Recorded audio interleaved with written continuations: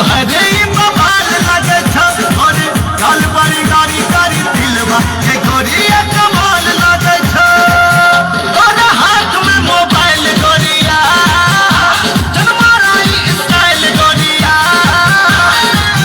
तोरा मुस्की पर भाग बता कि छोरा सब में मार भजते ये ना चले कमर लचका के छोरा सब में मार भजते के छोरा सब में मार भजते गुलाबी तो हर गाल गोरिया शराबी तो हर चाल गोरिया गुलाबी तो हर गाल गोरिया शराबी तो हर चाल गोरिया ये ना चले कमर लचका कि छोरा सब में मार भजते ये ना चले कमर लचका के छोरा सब में मार भजते के छोरा सब में मार भजते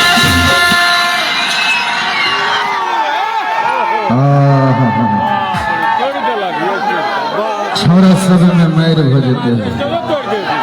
हम कही माल चोख हेते तो मैर हेबे करते माल चोख हेते तो मैर हेबे करते आ नगद नहीं तो उधार हेबे करते आई मछली के बाजार छै ये सोनाली जी आयहू के स्टेशन का तक छोरा सब पाला पड़ल है ई मछली के बाजार छै ये सोनाली जी अगर आई नहीं बिकेले तो काल बेकार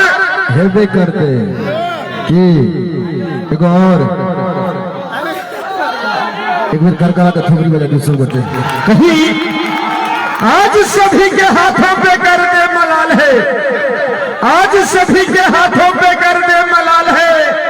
जो दिन का हाल है वही दिल्ली का हाल है कम सिन है जवानी 16 की साल है कोई हाथ मत लगाना इसे पर्सनल कोटे की पर्सनल माल है एक बार कर करा का ठोकरी वाले दूसरों को जोरदार ताली हवा के चाहिए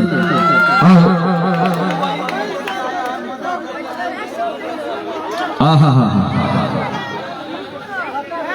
हर सुबह की शुरुआत मदर डेयरी अमूल दूध के साथ अपने